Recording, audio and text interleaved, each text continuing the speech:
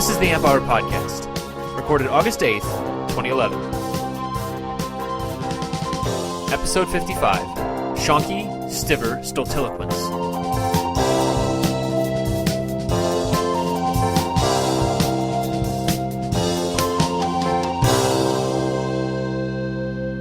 Welcome to the Amp Hour. I'm Dave Jones from the EEV blog. And I'm Chris Gamble from Chris Gamble's Analog Life.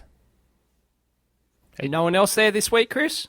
Oh, no, I don't think so, Dave. No, I think everyone's abandoned us. Okay, well, just us. No special guest, sorry. Empty nest. Disappointed. Yep. Sorry, guys. So, dude, what's happened with your economy? Oh, dude, you've lost your AAA credit rating. I didn't do it. It was the bankers and the politicians, I swear. Bastards. Yeah.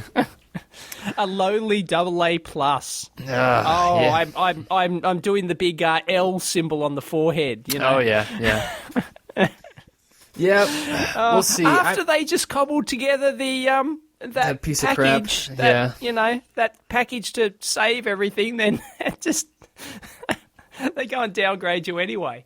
Yep. Yeah. I figured that was going to happen. I mean, we don't need to talk about politics on here. I really hope it doesn't hurt the economy. Like, the electronics industry was doing pretty good, I thought. I don't know what you've seen from Australia, but I mean, I've seen it started to pick up again. Yeah, it started to look a lot better. I mean, like, I've seen hiring notices all over the place. I've seen, sales go up from different companies, and it's just I hate it because I think it is going to affect everyone. Yeah. It always does. The money always affects everyone. So, well, exactly.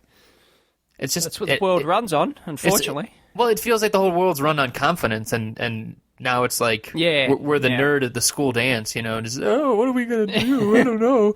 Should I ask her to dance?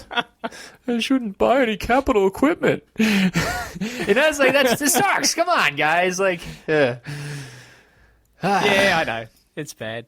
I saw there was some news report. I didn't delve into it, but it said this thing could hurt startups and stuff like that. Startups getting capital and things because it costs more to borrow money now. So yeah, Well, and if that's if they're doing the traditional route of borrowing money, I mean, so that means it'll be more dependent on like the angel investment and VC type funding. Well, a lot of the angel investors will borrow money. They're not dumb enough to use their own money. They'll borrow it from someone else. They're smart cookies. Really? See, I always assumed they put their own.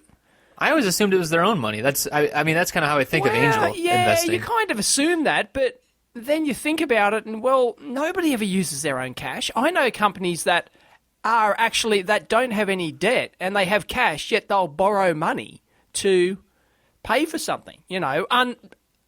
Unless, of course, like you're a huge Google or something like that, and you've got $50 billion, or an Apple, and you've got $50 billion of cash in the bank, and you need to dispose of it because having cash is actually a liability in huge business. Cash is almost a liability because you're not earning enough money on that cash, so you're not earning enough return.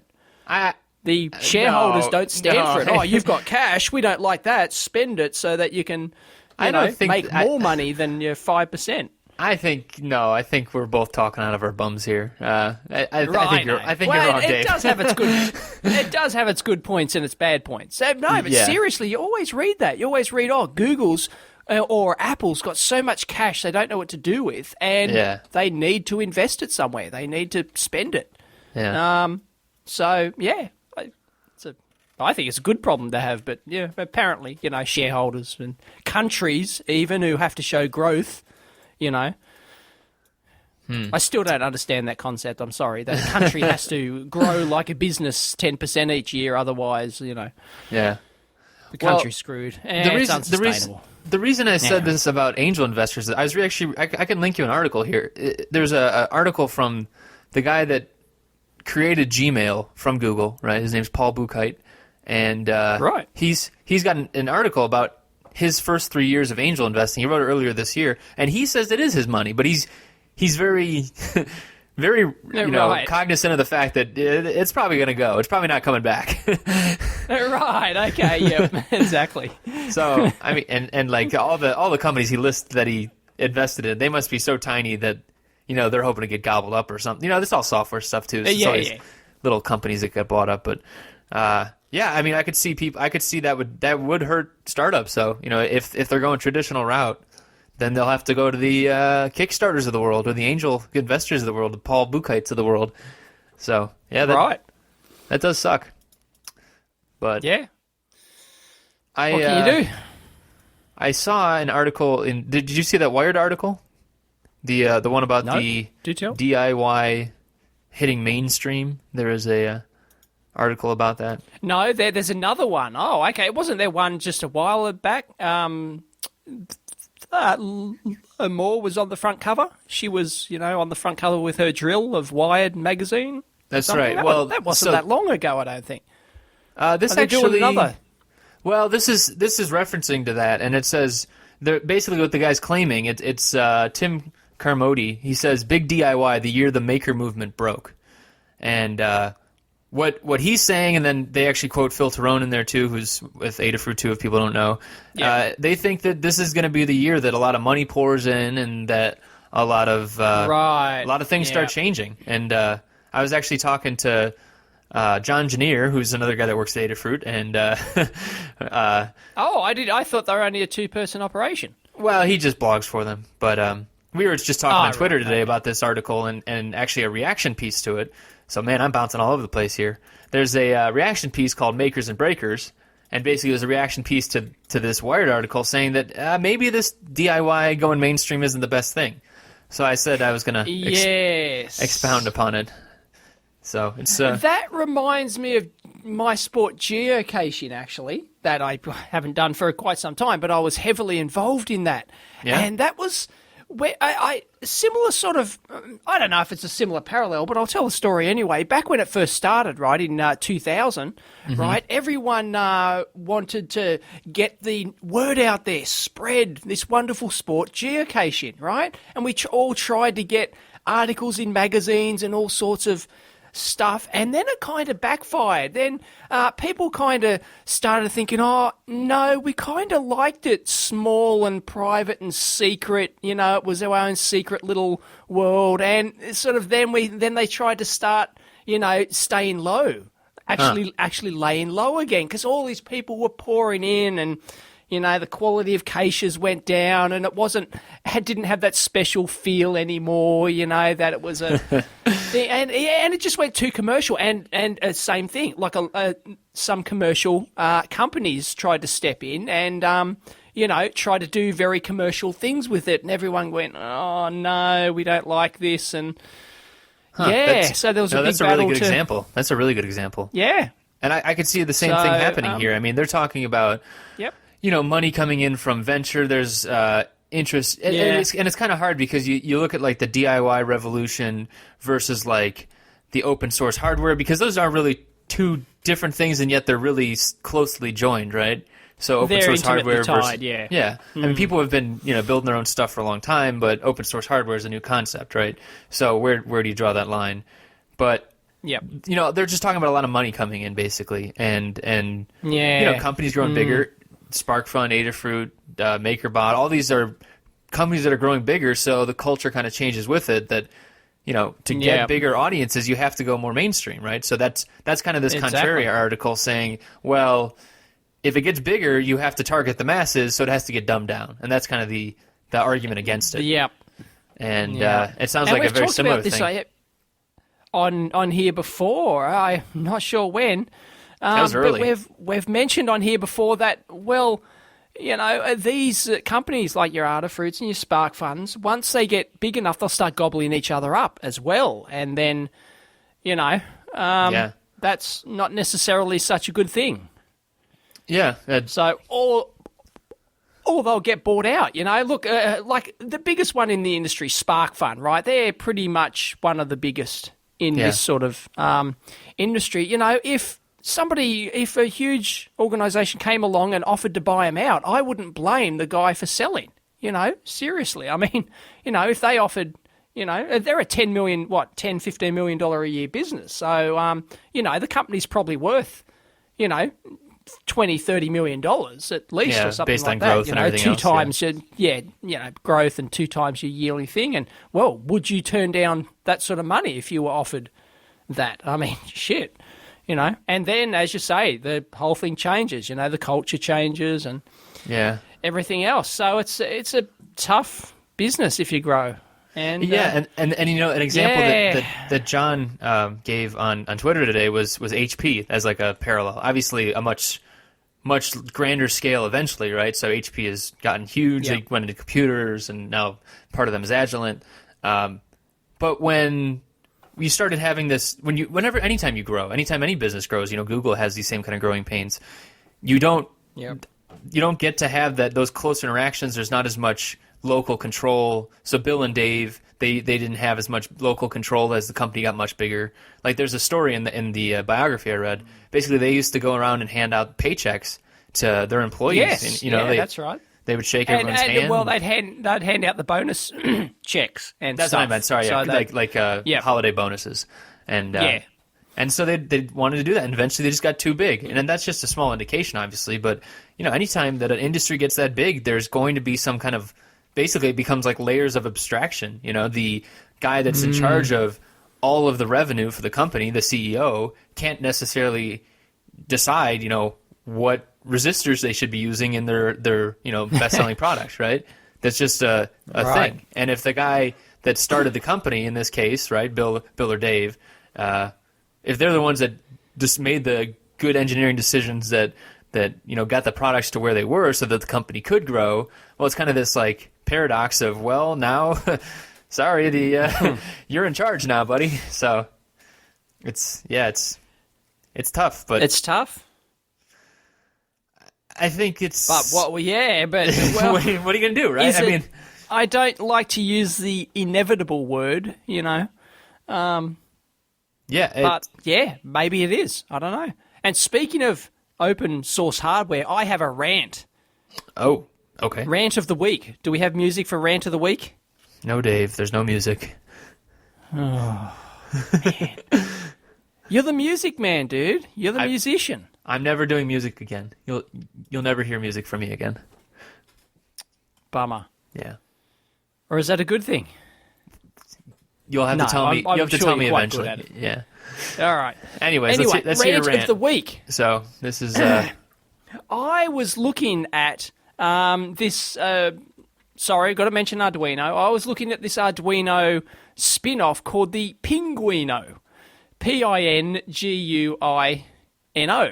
and it's a PIC32 version of the Arduino. It's not like the kind of like the ChipKit 32, the new ChipKit 32, which is I guess there's multiple versions now of PIC 32-bit Arduino clones. Didn't that just come out? Didn't that happen like a couple months ago? Even the ChipKit one, we talked about it on here a month or two back. I think.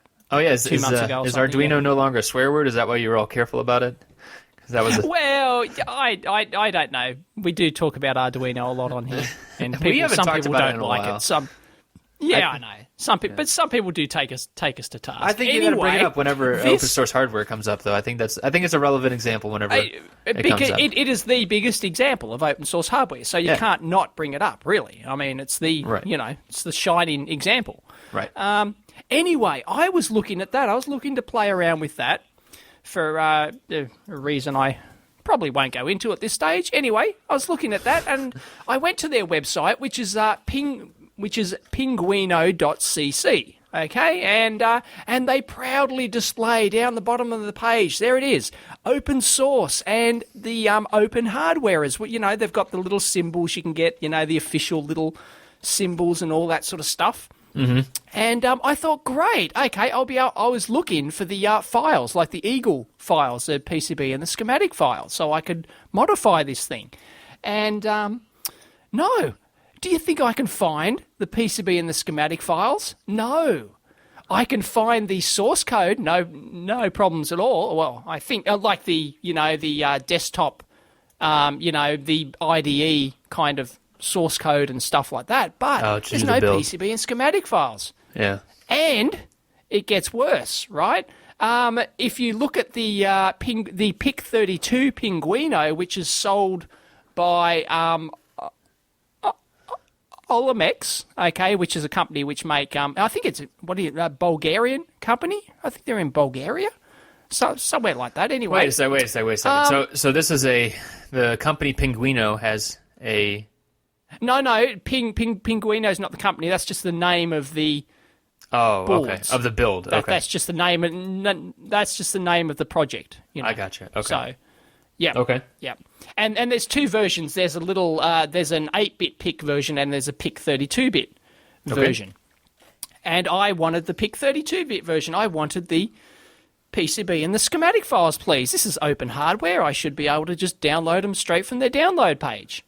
And I couldn't find anything. Then I opened, they did have a link to the schematic for it. And great, okay, I'll have a look at the schematic.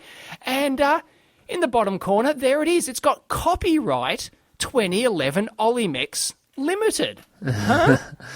Since when do you put copyright on an open source product, right? Open source hardware product. And then I checked the PCB on the silk screen. Copyright Olimex Limited. What's going on?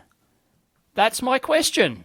That's my rant for today. What is going on here? Are people starting to use the open source thing willy-nilly and then not actually doing the right thing and giving away their PCB and schematic files as they should be?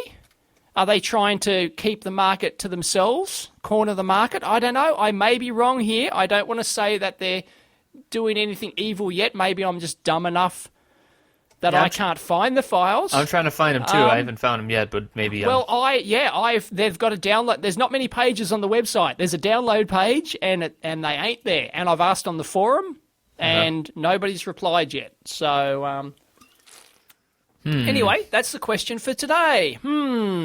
What's this Pinguino stuff, anyhow? Yeah, and I think that in the that has been coming up Bob more. Pease there. Yeah, Bob Pease. Yep. I don't What's think all he this was Pinguino stuff, anyhow? I don't think he was doing Pinguino stuff, to be honest, or Arduino any Weino stuff. Yes. It could almost be a What The segment as well. Yeah. Yeah, which we don't have any music I've for. I've heard either. about that. That there's been kind of a open source hardware washing, like a whitewashing almost of open source hardware products, where you can't necessarily, people are just calling it open source hardware just to call it open source hardware, saying, oh, well, exactly, I'm giving away part of it, and why not, right? They think that just giving away the software is enough to call it that. But no, open source hardware is a very, very specific thing. You must give away your PCB and schematic files. Here I am, just a couple of weeks ago, where we're talking about me worrying about which package I should use because, if I do an open source hardware product and I release my files in Altium, I feel really bad, because I'm not, giving it in the right format. Well, here is potentially people not giving it at all.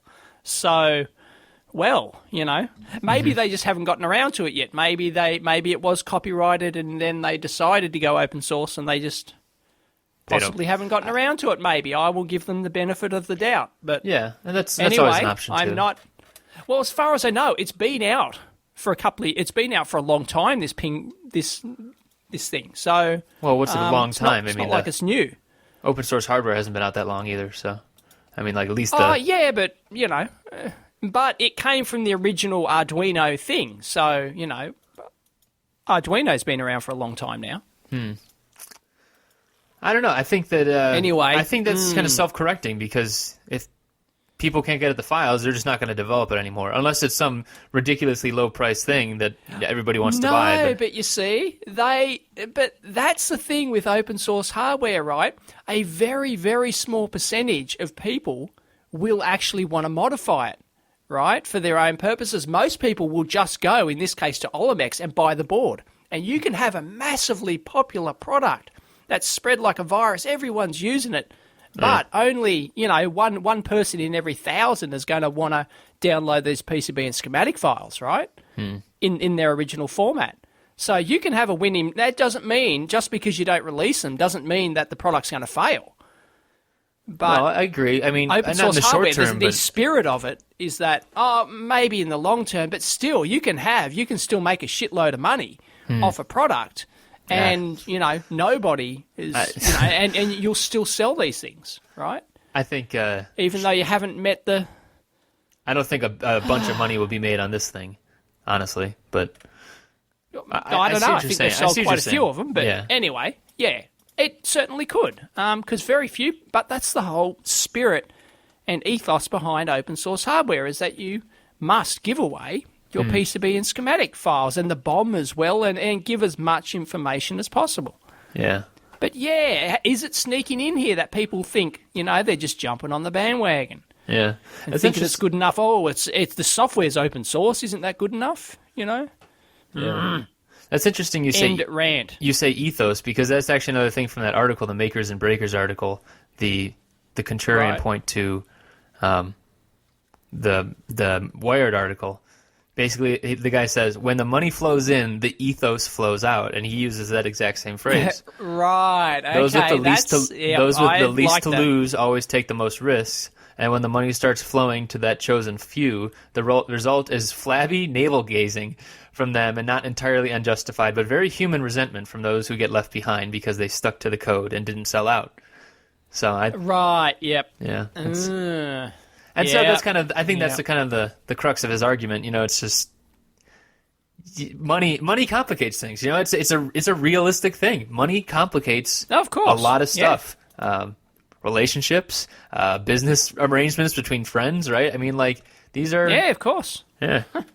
So... I'm not struggling with this at the moment, but I am now a full-time video blogger, right? As everyone knows, I make my living now from the ads on my website. And, I don't think it's changed me in any way. I've had ads on there from day one. So, really, but I don't know. I guess I just have to be careful there. That it doesn't change me. Then again, I'm of the nature that I'll shoot myself in the foot financially before I, Yeah, you will. sell it. I'm just too much of a loudmouth, I'll Yeah, you are. even though somebody's generating half my revenue in ads or whatever, and I'll say their product's shit just because I can't help myself, So, yeah, I'm like that, but anyway. Yeah, got to be careful. It's hard. I can certainly imagine. Interesting. Anyway, Olamex, not at the top of my list at the moment. They need to redeem themselves here, or come back and call me an idiot because I can't find the download link. Yeah, take an image of the website I'm just happy so they with don't either stick it one, up there and say, oh no, it was there the whole time. Yeah. Anyway, I'm calling them out. I want an explanation. So, speaking of money and Wired articles, too, there was a Wired article a couple weeks back. I had a bunch of stuff on the list, actually, to talk about last week, and then we had that great conversation with Jack Gansel, which went awesome. Thanks again to Jack. And, yes, thank you, Jack. But basically, the U.S. government is, through the National Science Foundation, is giving a bunch of money to go start companies, kind of this in the same vein of what we're talking about here. So this is another potential path, but now, if you're an entrepreneur in the U.S. and you want a chunk of this money, now you actually have to be in a program or a graduate program, I think even is what they're targeting. Right. So you got to be doing a master's or something like that. PhD, which is a graduate program, right? Masters/PhD. Yeah. Basically, yeah. So it's basically the government. I mean, this is from the article. It's them trying to be like Y Combinator, which is another. It's actually that Paul Buchheit guy that I was mentioned before. He's part of Y Combinator too, which is it's like a startup engine for small companies. So now the U.S. government's trying to do the same thing at schools and saying, well, why not just instead of sending these kids to graduate school for business, why not just have them start a company? And I don't know about you. I mean, I think it's a good idea, but I don't know if it's. I don't know if hanging your hat on just having people start based on grants and everything, starting companies would. Most of them are going to fail. That's a given, surely. That's a. Yep, they'll just piss that money away like there's no tomorrow.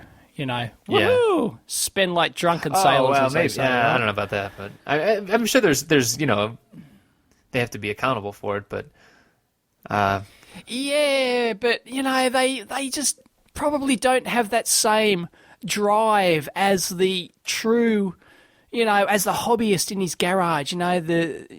Just working on their stuff, and every cent counts, and all that sort of stuff. I don't think they're going to have the same drive as those kind of people. Yeah, that's an interesting If point. the money's just handed to you, and these people are doing their masters and PhDs, so they're all going to think that they're all really smart, and they're probably done. Who knows? They might have even done some business classes and think they know how to run it as a business and all that sort of stuff, and they'll just piss the money away. I'm sure of it. Anyway, I still think it's a good thing. It's not a bad thing. Yeah, I mean, money to any kind of government thing, any kind of startup thing is good, right? But hopefully it's going to actually produce some jobs eventually, too. I don't mind even though I'm not a US taxpayer, I don't mind my tax dollars going towards stuff like that, right? Yeah. It's good. I'd rather see my money going towards that than some other ridiculous bloody Well, we won't get you started on that. pissing money up a tree thing, which I won't, Right, I won't mention various programs that governments piss away their money on, but yeah, the list is long and distinguished. So I think it's a good thing. I'd love to see my money go towards stuff like that. Yeah. I mean, I think there's been some criticism of it, but I agree in general. It's a good thing. So from who? Who's actually criticising? I don't. Please don't tell me it's a couple of blog comments down the bottom. No. Oh, where was it? Although I'm sure there's people in the blog comments. I'm sure there are too. Yeah, having a dig. Yeah, I can't find it. I'm sorry. Ah, yes, the blog comment. Signed by Anonymous. Yeah. I've actually seen other programs though too. So I've seen, and apparently, they're starting all over the country with this kind of thing. But Stanford and Michigan both actually have programs for entrepreneurship now. So it's interesting. They're trying to actually teach us stuff. I just want to get my groan out of the way there. Sorry, can you teach that sort of shit? I don't know. I was thinking you can always teach kids how to make ramen a lot of different ways, because that's kind of the startup thing, right? Making ramen noodles in there. As I always say, all you need is enthusiasm. Yeah. Enthusiasm and talent. Talent helps, but enthusiasm, number one. Yeah. And do you need to go to school to learn that? I don't know. I don't think you can really be taught that necessarily. No. Exactly. And that's a key ingredient. So what are they learning? What are they learning in this entrepreneurial school? Let's see. So the one is from the University of Michigan. And who's teaching it? The article. Some stuffy professor with 3 PhDs who's never actually designed anything in their life. No, I don't know about that. I'm trying to find. So the article is written by I wouldn't rule Thomas it out. Zurbuchen. The guy I've talked about him on here before, actually.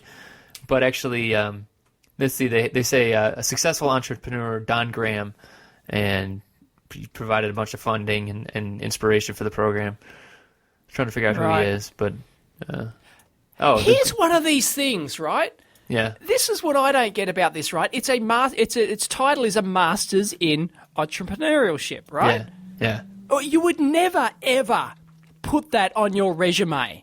Right? I wouldn't. You would never. You would not. You would look like the biggest wanker, right? Ever. Like either a total wanker or a total failure, right? You've done a master's in entrepreneurship and you want to come here and work for me. Like, you're a failure, dude. What happened, right? Yeah, either that like... or you're a wanker. What? You want to be an entrepreneur? And so either you're not going to put it on your resume at all, or if you do put it on, you're an idiot. So how does that work? Why not just have it as a class? Why would you even give out a certificate at the end of it saying you've got a master's? I don't understand that. I'm sorry. I find that funny. It just dawned on me. Yeah, I'm not sure why. Yeah, I guess you could. I don't see the point. Yeah, I guess if you put that on an application, itself right? Might be useful, right? But to actually get a master's at the end of it, if you're going into your own business, it doesn't matter that you've got a master's. Right. Yeah, that's a good point. That's a good point. So I... oh, boy. Yeah. Epic fail there, I think. I know, yeah. Well, I don't know. I mean, you said... It might be a useful class, right? You would take it, but right. Yeah, to do a master's in it, anyway. And they're pairing with, like, a tech transfer office, too. That's always a dicey part of, like, schools, right? And, when there's, like... Tech transfer, as in with a company or something. Well, tech transfer can happen a couple different ways, I think, but, they can either sell so, like, usually a school owns the IP because they help fund it. Oh, right. Okay. So a school might, if someone's working on a PhD, they working on this research, they get a patent or they get, something that actually belongs to the school, and then the school says, all right, well, we'll license this to you, and sometimes we'll even give you money to help you start it up. But then there's these terms attached, so in the same way, right, they become like a early investor. And so Tech Transfer Office actually does a lot of that stuff. And so that's, at least the U of M program, that's part of the program. They're working with this Tech Transfer Office to try and get it cranking. But got it. Yeah, Stanford, I'm not sure. I'm sure Stanford's similar. I think I read that wrong earlier. I think Stanford actually is the one getting this $10 million, so the $50,000 per project or whatever. Oh, man. It's modeled after Stanford, but I think Stanford's also tied into it. This $10 million grant from the government. So, oh, man. Okay. Oh, money. Money, exactly. Hey, how about a bit of fun? Yeah, let's get out of this shit. After all that, we've had this one on the list for quite some time. I mentioned it on Twitter. I started out probably a month ago now. What cool electronic car number plates have you seen? As in the letters. Yeah. Right? I've seen LMC 555. Have you really? I've seen that driving around. I have. Nice. And I just thought, that is cool. And I bet you they don't even know, right? It's not a personalised number plate. It's in. Oh, really? That's just a standard. That's just a standard plate here because you get 3 letters and 3 numbers. That's a standard license plate. Oh, that so sounds it's like not a actually vanity a personalised number plate. Yeah. No, it's not here. So you could get that as just a standard number plate, and they obviously have. Yeah. And then there's Alan at Tech. He's a blogger and he works for Tektronix, and he mentioned that he's seen 2N2222. Yeah. Right, the famous transistor. Yep. Now that's got to be personalised, right? That wouldn't be an accident. Right? Yeah, it depends on the state in the U.S. too, because at least I know for mine it's three letters and then 4 numbers, and to work out with the LMC 555, that would be. You'd have to have it on, they correspond the letters to the years, so it gets weird. You'd have to have it'd be very rare to get something like that, right? So. Yep. Okay. So those are fun though, yeah. Very so like cool. BC 547 or something like that. If people have seen that one, or I always see it always catches my eye when I see like the ham operator plates. Those are actual vanity. Those are very specific. Right. You've seen those, right? Okay. Oh, I've seen those. I have people at my work got their ham code. Yeah, they have their call sign at work. Yeah.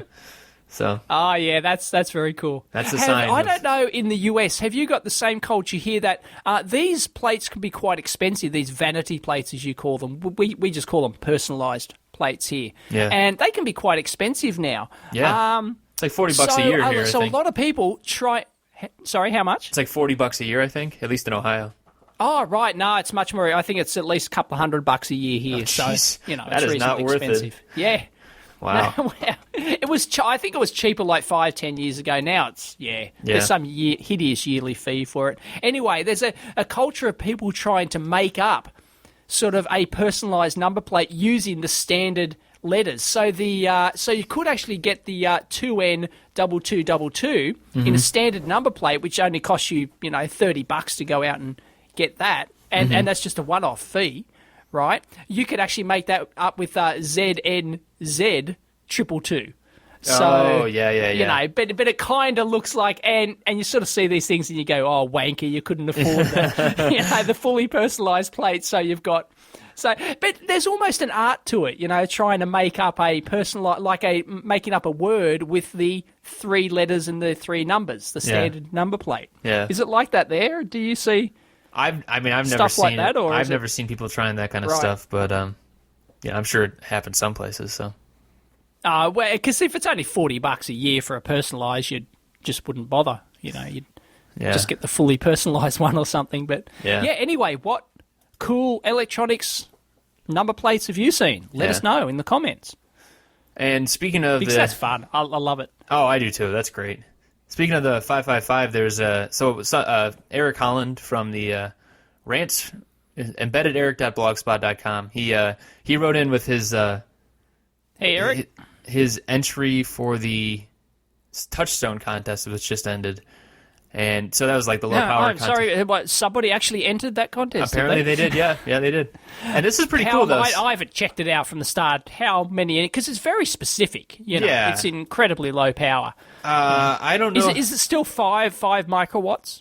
It was something. It was 30, I thought, but I'm not sure. Anyway, Eric's one's very cool. Yeah, Tell so us about it. he did a knockoff 555 timer. So just as a reminder, we've now said Arduino and 555 timer in the same show. So what a fail. I know.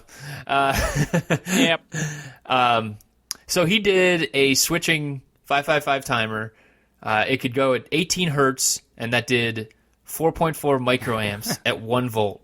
So at 18 hertz, he could do... Which met the requirements. Yeah, 4.4 microwatts, which is pretty cool. And I guarantee you this is what he... Yeah, it is very cool. I guarantee you this is what he did. He built it up, and then he turned the frequency down until he got under the 5-volt threshold. And he went, right, that's my 5 microwatt threshold. Right, that's my entry. Brilliant. Yep. Great. Yeah, that's great. I don't think anyone will beat that. I think that's a... Yeah, it's pretty great. Because it's a tough contest. That's very tough contest. To do something useful in 5 microwatts with an op-amp. Yeah. Wow.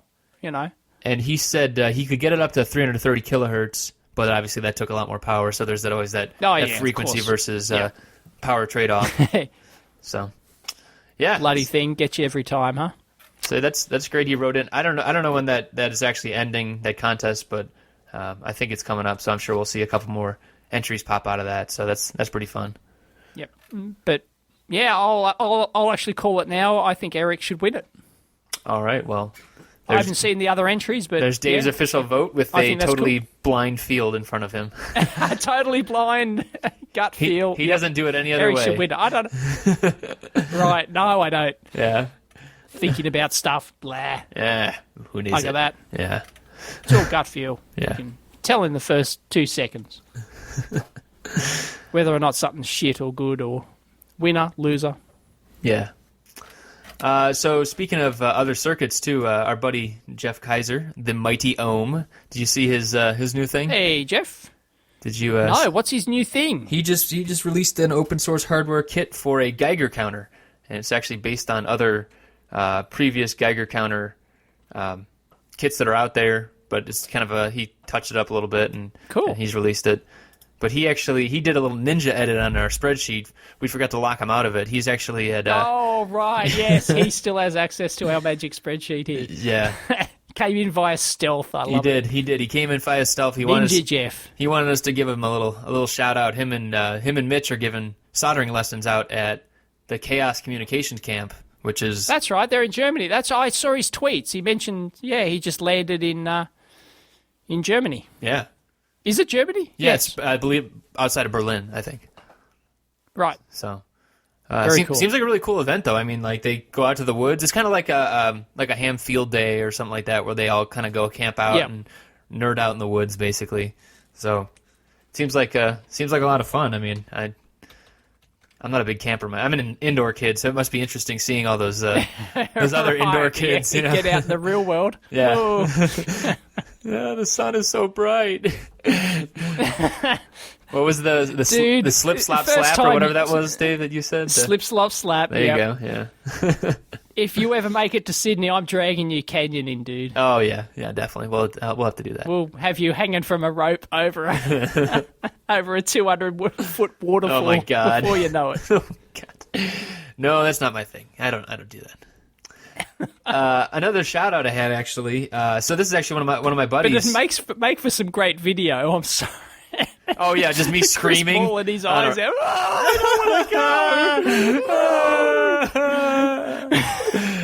Yeah. Oh boy, that'd be great. So another. Sorry, I peaked there on my VU meter. You're okay. You're okay. Another shout out I had was actually one of my buddies, Dave, different Dave. He ran a summer program for like high school students over the summer, and it was all engineering based. And so they actually are now finished up, and they had a bunch of really interesting. He had all the kids kind of write their impressions of the program, so that you could actually go and read some of what the kids experienced, and they're actually they were making stuff all summer, so it was like a 6-week program and pretty great stuff. So very cool. Uh-oh. I love people who have the time to give for stuff like that. It's absolutely brilliant. Yeah, it's so it's called Blue Stamp Engineering. They're probably going to be teaching again next summer, so that's cool stuff. Cool stuff. And my spreadsheet just crashed, so I'm out of things to say. Oh, well done. Okay, I have to pick up the there pieces, we go. do I? There we go. Yep. Oh, yeah, here we go. Well, my internet connection just died before we started the recording, so maybe it'll hold up for another 2 days. So I think I'm right here. Yeah. So what do you think, Dave? Should we get to this new segment? New segment. Do it. Okay, here we go. Hit it.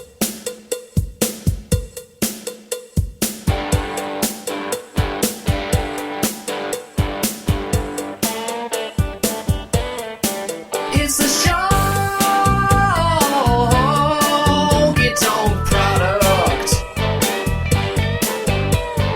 Give me the Shonky Tonk blues. Yeah. So I lied a little bit. That's what we're talking about. I do have some music. Right, and that was Chris singing there, so there that you was go. me, yep. Bit of karaoke work. Yep. Watch out, world. Well done. Here it comes. Yes, it's the Shonky product of the week. Yep. Ta-da! We've We've actually got 2 this week. Yeah, we do. And I wanted to say, I like the word shonky. That's your word, I believe, right? Shonky? Is that a... Yes, Shonky. It's an Australian word. I didn't know you guys didn't have that over there. No, I had never heard it. I was giggling Shonky. the first time I read it, so I like it. And Hang on, what's the official... The definition? What's the official description of the word shonky? Let me get my Macquarie dictionary here. This makes for great radio. What? Fantastic. There's a I'm flicking through dictionary? a real paper. This is a Dead Tree dictionary. Oh, no way. So what... Wait, there's a dictionary for Australians? Is that what I'm hearing? Yes, it is the Macquarie dictionary. It's the Really? official legal Australian dictionary. Yes. Wow. Yes, it's done by the Macquarie University here in Sydney, and it's the official. Oh, I got one even worse. You've got to have. I got one worse. Yeah, no, you've got to have a legal dictionary for your country. No, right? I know That there's is, a site online called judges koalanet.com. Oh, what? koalanet.com.au. It's an Australian dictionary. It's online though. Oh, really? Oh, yeah, okay. this is But it's gonna be got good. slang words, right? Oh yeah, a Captain Cook. Okay. Let's have a Captain Cook. Yep. Oh, this is gonna be fun. It's got all the rhyming slang. I'm gonna All try right. and get some of my own in here now. Oh my God. All right. and see if I can know. Fair suck of the salve. What? Oh, fair suck of the salve. Yeah, even our Prime Minister, actually, our former Prime Minister actually modified that one himself. Instead of saying fair suck of the salve, he said fair suck of the sauce bottle. And everyone went, huh? Okay, that's a new one. Okay, everyone starts using fair suck of the sauce bottle now. So You guys are weird. Fair suck of the salve. How about as cross as a yeah, we're frog in a strange, us sock? Australians. As cross as a frog in a sock? Is that another one? That's not very common. No, I think Okay. I've heard it once. Oh my but God! Yeah, it's not. What the hell, man? Yeah, we're very big on You rhyming guys are slang here. in weird. Australia. Oh yeah. We're upside down to the rest of the world, didn't you know? I We're did know sort of that. hanging. Oh my All the blood's God. rushing to our head. on the other side of How the about globe, dude. kangaroos loose in the top paddock? As in, Oh, yeah. It's got a few... It means you're crazy, you know? Yeah, if it's you've got got a few kangaroos loose in the yeah, a top couple paddock. screws rolling around or up there or whatever. Yeah, exactly. Oh my God, I'm bookmarking this one. You found a new gold mine, haven't you? Oh yeah, that's great. Let's see, Shonky is... I'm assuming it's in that... I've got a very old Macquarie dictionary. Let's see, I got it in here too. Yeah, Shonky, dubious or underhanded. Is that what you got? Right, it's not in my Macquarie dictionary. I don't believe it. Fail. I've got to update my Macquarie dictionary, I think. Oh my God. Anyway, yeah, Shonky. It means dodgy, you know. Is that well, that's another Australian word, isn't it? Dodgy? British people say that a lot too. British, right, yeah.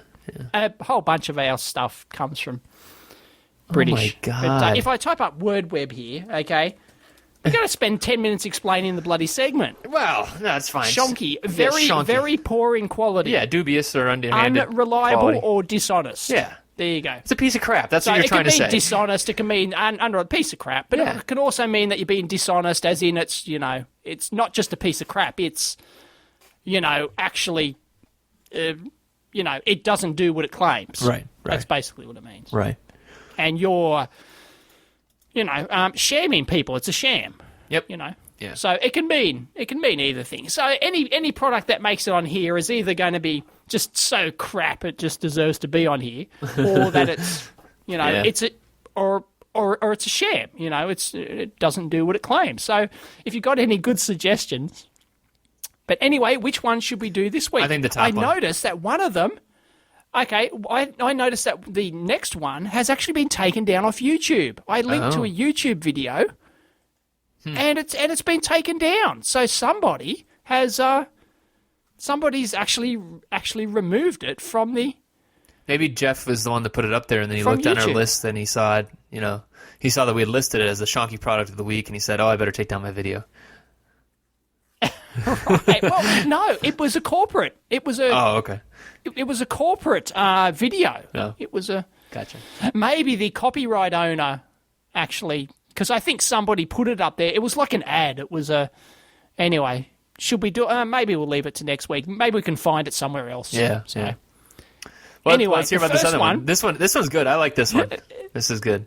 This one is it's a fuel saver for a car. Right, these scams have been going on forever. You know. Anyway, what this one is it's a little cigarette lighter.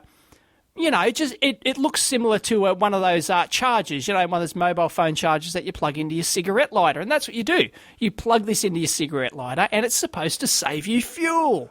And right, right, Wonderful. and you should mention too that this came up on the forum first, right? Yeah, it was on the forum. Yeah, and we'll actually link to the forum because on the forum there's an awesome link of a forum user. I forget his name. Sorry, Opossum. Opossum. Yep. Yes, Opossum.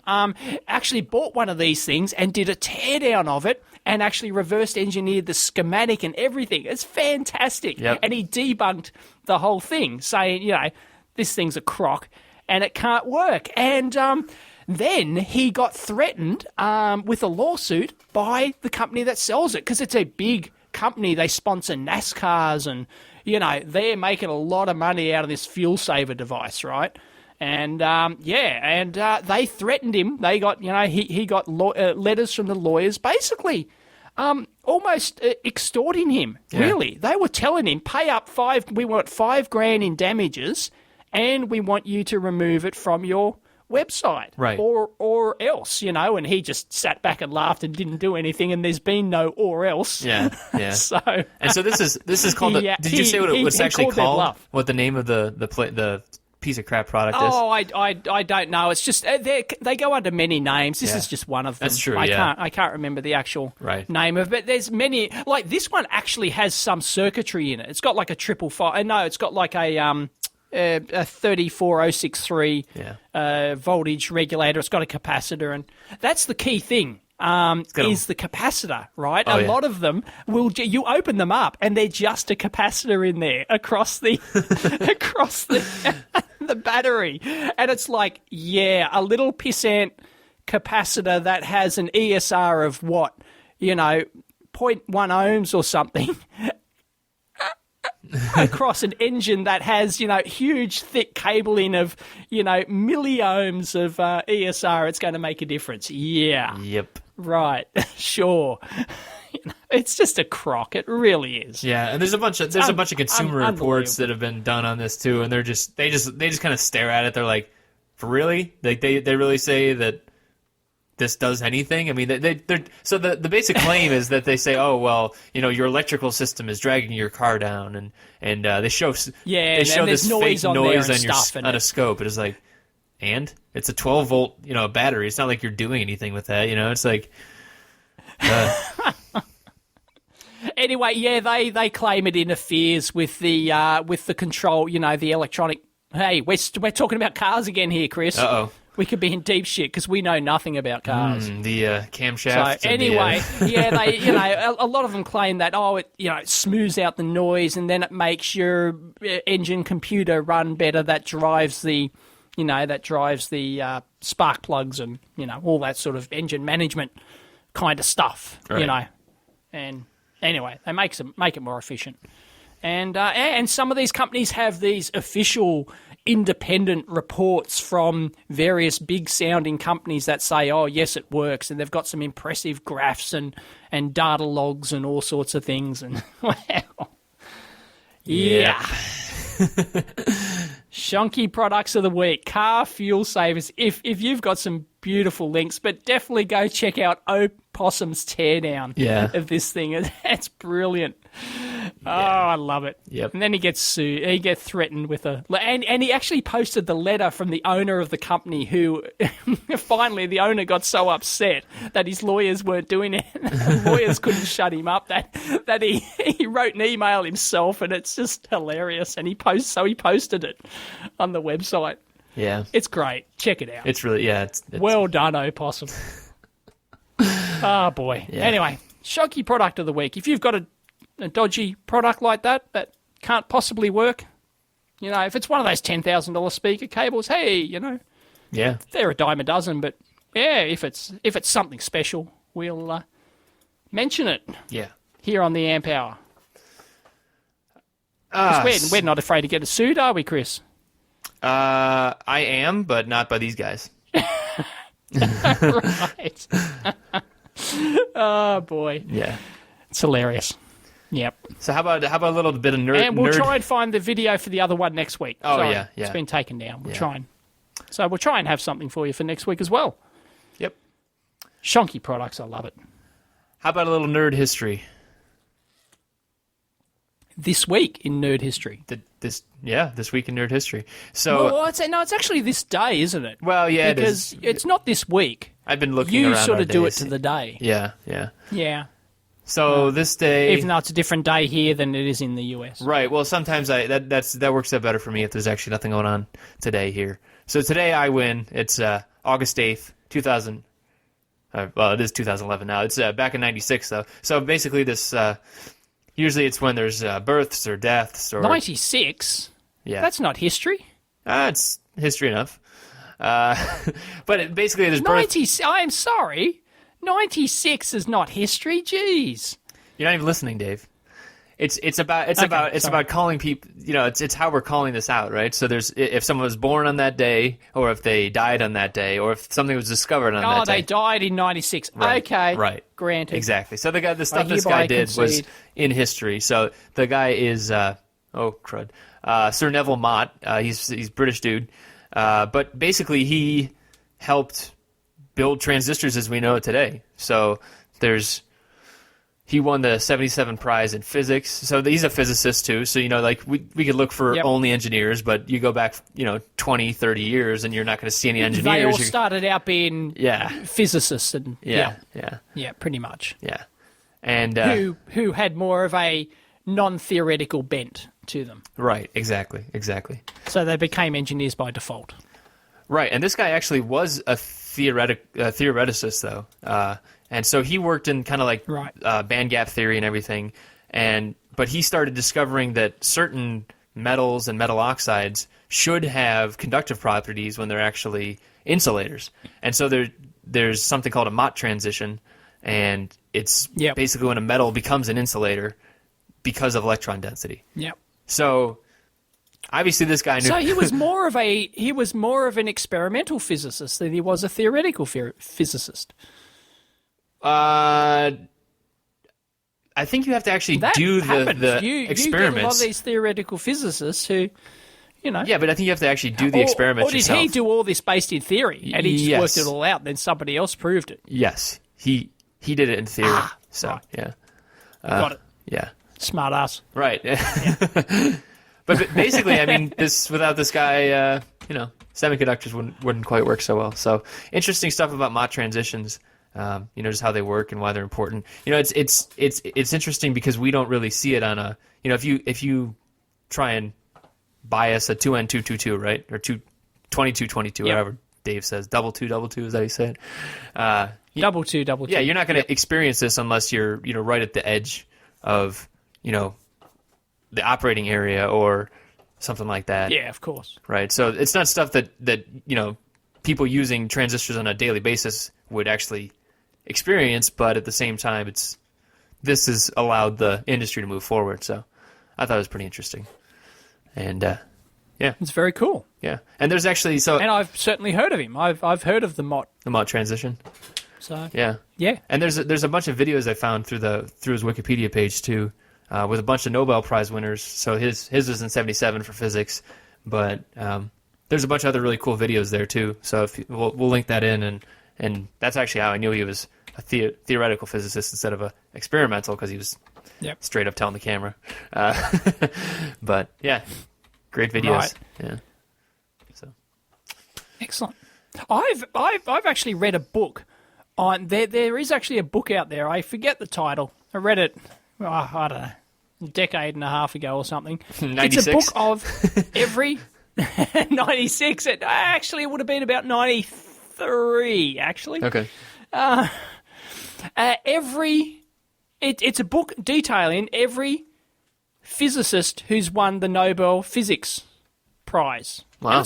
It goes through in chronological order every physicist who's won the thing and why. And yeah, I'm such a nerd that I read such a book. Wow. Go figure. Well, that's pretty cool, man. What was the? Did you? I don't know. It just happened to be in the library. I was browsing through. This is a library, folks. Those places where they have Kindle? dead trees. And, was it a Kindle? I was browsing the bookshelves, and there it was. Oh, that sounds interesting. A chronological history of every Nobel physicist. Yeah. Awesome. Did you have a favorite? Did you have a favorite discovery? I don't know. I can't remember, dude. It's only 93. I'm that was too only, old. That was only a couple of years ago, right, Dave? A couple of years ago, yeah, right. Jeez, it's pushing on 20 years ago now. That's right. Yeah, it is. Yeah, scary, isn't it? Yeah, it kind of is. Yeah. Time keeps on cranking. And it's almost up for the show. It is. Unfortunately. Is there anything else? What else we got? We got 3 minutes left. Yeah, I was going to say, are there any things you want to talk about before we go? You had a thing from Scott Adams, who we both love. Oh, yes. Yeah, that's down at the bottom there.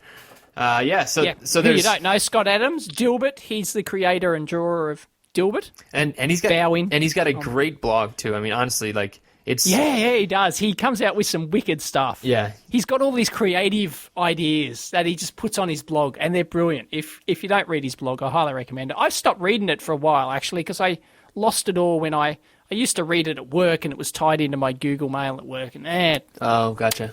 I've got to get back on it. Yeah. Yep. So he actually had written an entry a while back, and I actually had it on here on our list, and then it kind of disappeared somehow. But basically, he wrote a follow-up piece to his own blog on Wall Street Journal, and basically he's saying that without boredom, he said, he was kind of, I think he was kind of doing a nostalgic, back in my day kind of thing. I grew up without any, visual stimulus that everybody has all the time, including him these days, right? So he's always on his phone or on a Kindle or on anything like that. And basically that creative processes don't really happen unless you're bored. I don't know. Is that kind of what drove you to the electronics shed when you were when you were a boy? Yeah, Dave? I think it does. Yeah, it does, because I didn't have a childhood. I didn't have any friends. So what else am I going to do? I'm going to tinker with electronics out in my workshop, you know? Yeah. That's what I did. So, yeah, I don't think he's wrong, really. I don't either. I think that there was a rebuttal piece from Gizmodo. Obviously, I don't think they really took kindly to saying the gizmos are bad, right? But oh no, it's but those people who run Gizmo, they haven't done anything. Well, and that's they creative, have they? I don't know like about to slag them off, but geez, they're just a bunch of they're a bunch of not that there's anything wrong with this. They're a bunch of gadget nerds, right? That's what Gizmodo is, isn't it? They're gizmos, gadgets, right? They're a bunch of like gadget that nerds. Stuff. I don't really know what they're like. I mean, I don't know what they're like, but their example was, innovative things are still happening. What about like the iPhone? And it's like, well, yeah, but the iPhone was designed by a small group of people, and they have no way of knowing, like if the small group of people that worked on the iPhone are old engineers, they're probably going home at night and reading books and like not using iPhones necessarily. Like these analog engineers and digital engineers. So I don't know. I don't know if that was the best example. I mean, I tend to agree with Scott Adams. That was the cliche example. I don't know. I mean, for as much as you and I talk about Twitter, I guess you can make arguments both ways. Of course, Of course you can. But I mean, as much as you and I talk about Twitter, I find I get a lot less done when I'm actually on Twitter than when I'm just doing stuff. It's even my wife has realised that. Get off that Twitter. What do you have that thing, all that shit popping up for? She's always saying that. Isn't that distracting? All that pop up, because like I'm showing her something here, right? I'm showing her something on a browser, and all of a sudden a tweet will pop up, because I've got TweetDeck and it pops up, and what do you want that rubbish for? Constantly interrupting you and anyway. Listen to your wife, man. I think she's right. I think so too. One of the many times I'm sure you say that in a day. Yeah. Well, I've had to turn it off, right? If I'm doing my consulting and I need to concentrate, I need to get something out in a hurry, I will turn off Twitter. I'll turn off TweetDeck. I go, I don't need those pop-up interruptions, and I don't need that temptation to go check it, Yeah. So, I just switch it off. Yeah, so it's this kind of like fine balancing point, because there are benefits of it, right? So, we're both on Twitter. We like talking to other engineers, and it's not like we're talking about necessarily like politics or celebrity gossip and all that other crap. But I find it gives you ideas too. Like if you're you might be bored, so you might go check Twitter, and then somebody tweets a link to something, and then that gives you a great idea. You go, oh, isn't that cool? Right. Or maybe I can design a spin-off, something like that. That's a great idea. That gives me other ideas. And yeah. I mean, like you wouldn't have found out about the license plates, right? I mean, that's how that whole thing started. So there's a balance point, obviously, in all things, right? It works both ways. Yeah. So I don't know. I don't think they're necessarily either one of them's right or wrong. Yeah. I would tend to agree more with anyway, Scott Adams. Check out Scott Adams. Yeah, I was going to say I'd agree more with Scott Adams, and he's got good ideas. I think I would too. Yeah. But yep. All right. Well, people can always find us on Twitter, of course. Those messages will sit there and wait for us. And so Dave is EEVblog. And your message will pop up and annoy us if you put at EEVblog or at Chris Gamble. That's right. Chris_Gamble. That's right. Isn't it? Yep. And the Amp Hour has one now too. So. You too can annoy us and suck away our life. That's right, yeah. Just by sending us a tweet. Because we read every tweet that comes our way. So because it pops up in a different column. It's all organised. So, our sucking away of our life is all totally organised. It's great. That is nice. It's convenient. Convenient. Yeah, it's convenient. It's sucking your life is all around in one place. Oh, it's in two now. Isn't Facebook the other thing that sucks away your life? I don't use Facebook. Yeah, I'm not no. All right, well, anyway, feel free to shout at us on there or on the website. And we've just sucked away an hour of your life. That's right. So that's our comeback. Yep. All right, guys, well, we will talk to you next week. We will. See you then. Bye.